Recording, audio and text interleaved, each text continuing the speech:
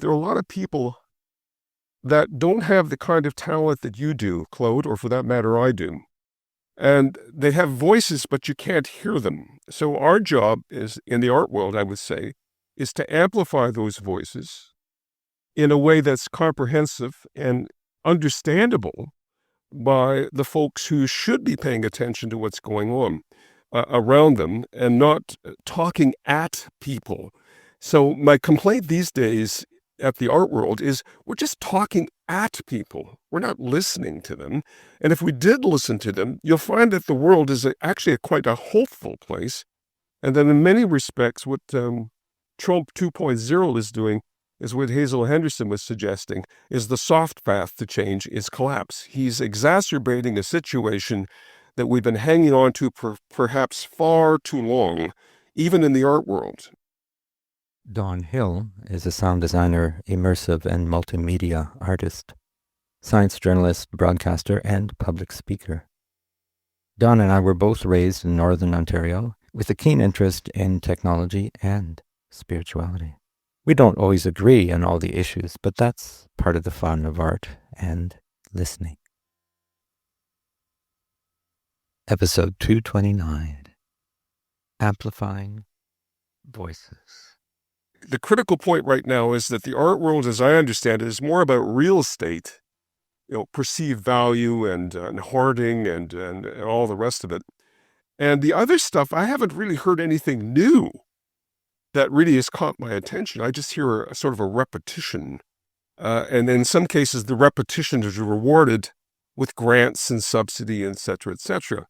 And sadly, for those folks, that world is ending because the rug is being pulled out from underneath them. So this creates tremendous opportunity in my mind, not just for journalism, but certainly for the art world. I kind of agree that there is not so much lack of listening, a lack of resonance. It's like the individualization of art, like me, my view, that's the way we were trained. I was anyway. And we're still doing that mostly. And what we need now are collective, grounded, feeling situations. So that's not so much about expression as it is about collective empathy, collective grief, collective, whatever you want to call it, joy. I mean, joy's in there. I've been overly negative. I realized it months ago that I had become a doomist in a kind of shallow rabbit hole. I feel like I've come out of the rabbit hole, or I'm coming out of it. And it wasn't a bad place to be for a while with the deep adaptation people and others, but it's not very helpful.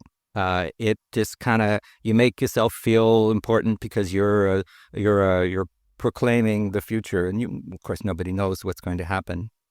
Talk to me about your art and how you see its place in the world, whether it's logical, ecological, or AI and whatever it is. Yeah, first off, thanks for that, because I've had some of these discussions before with other artists, and they essentially say, "What the hell are you doing now?" And I think some of that conversation that we have ahead of us here is already been answered in the sense that the art, if I understand what I'm doing is what I'm doing, is I already know what it is, so I don't need to do that anymore. I think that's kind of a stupid answer, but I'll live with that for now. I just want to go back to one point. I'm very pleased to hear, before I go on like I do, that you're admitting to yourself that maybe you've been living in a kind of a cortisol-filled, drug-fueled, endogenous space, which builds on itself. The problem with cortisol, which is the stress hormone, is it just builds and builds and builds and builds and builds until it sort of overflows like a volcano. And in that release, I think that's where the art comes from. A. B. Another story connected to this before I go on to about story trees in particular. Many, many years ago, I was working in a CBC newsroom, and a colleague of mine had just come back from the UK. He had been working in London as a London correspondent for a newspaper. And he looked around the newsroom. At this time, we had just moved into a digital space and were able to see all the other newsrooms and what they were reporting. And everybody was busy, busy, busy. And then he just looked up and he said this statement out of the blue: "All I see are white-collared pimps trafficking in psychological abuse." Whoa. Point number two. So I think that's what's happened to a lot of us in the art world and also in journalism. We've commodified fear, we've commodified cortisol, and that seems to be the ingredient that makes social media so attractive. But at the same time, there's all these eyeballs there. There's all these emotions. There's all these existing people who are looking for some kind of interactivity, and which social media seems to imply as a possibility. So back to story trees for a minute. What I did was I went back to some recordings I made in 1974. It was the beginning of my broadcast career. And also, uh, it turned out that my wife of now 50 years and we recorded oral history of our elders where both you and I grew up in northeastern Ontario. You being from North Bay, Claude, or the area, and me from Sudbury.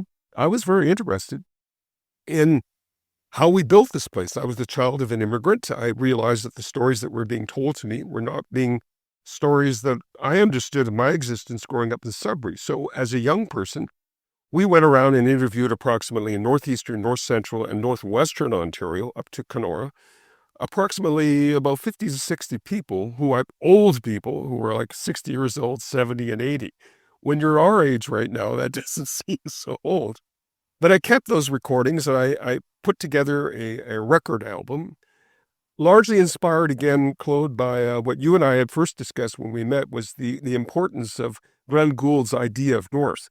I was completely inspired by this, the idea of counterpoint and voices. And I took my attempt at doing that and made Men of the North Are We with my wife, Ann.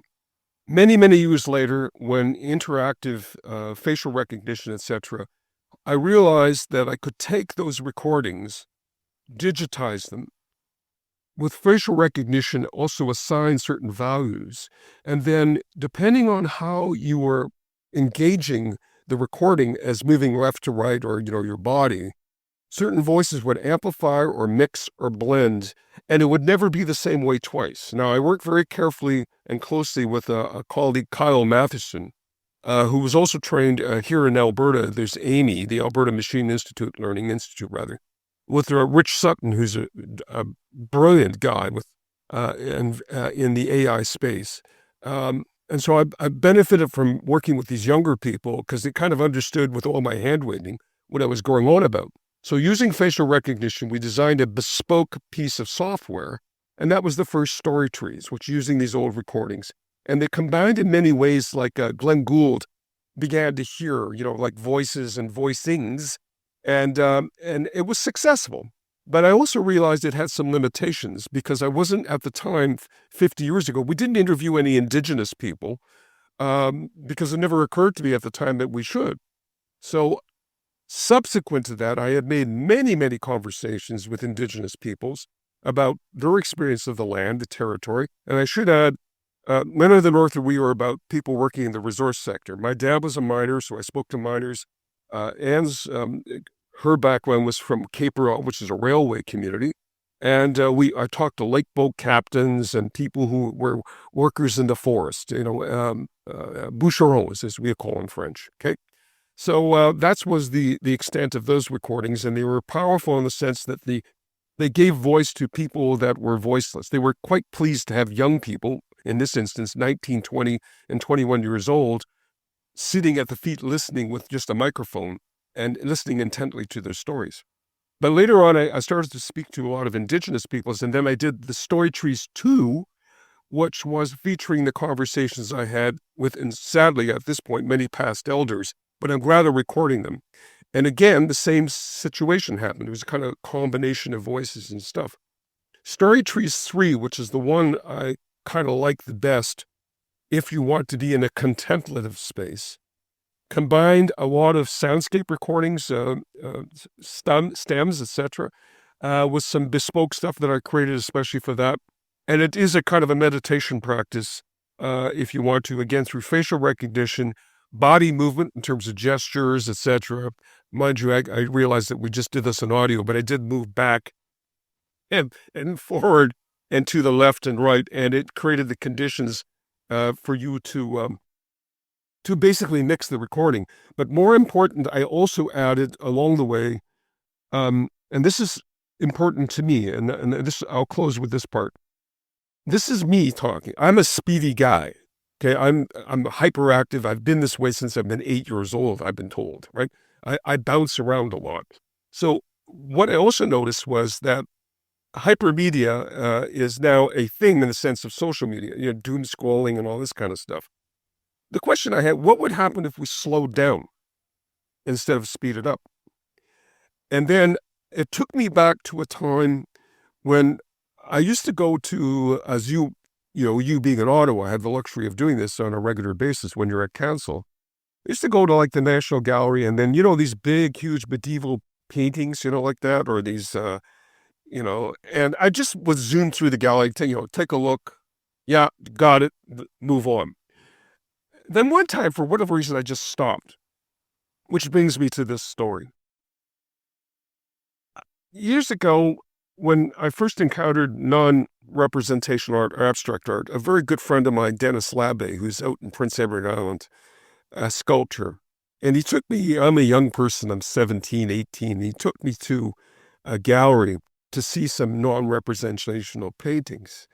And I looked at him, and I was drinking the cheap plunk, the white wine that usually accompanies this stuff. It's, this is crap, it's garbage. Anybody can do this. And Dennis looked over to me. He says, wait a minute. What's wrong? This is junk. Any kid with a crayon could do this. And then he stopped and he said, wait a minute. Let me show you the way into the picture. Kaboom. And he showed me the way into the picture. And then I followed the line and I realized this was frozen time. This is a single image, non-ordinary, abstract. And yet it had layers of time on it. And I followed it through.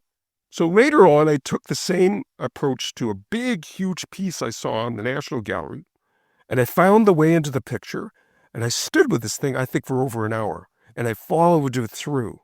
So in other words, how can we get people in the art world to slow down? You've more or less answered my last question, but I'll give it to you anyway, which is, what are action points or follow-ups or suggestions, recommendations? You just talked about slowing down, and you're not the first, by the way. But everybody does it differently. Through technology is tricky because itself is an accelerating medium. What action points do you recommend to listeners?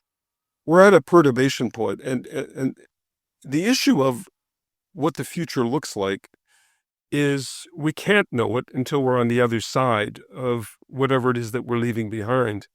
The only thing I can say is that this is a fantastic time to be alive. As Earthlings, you and I, human beings, we're not leaving the planet. We can't.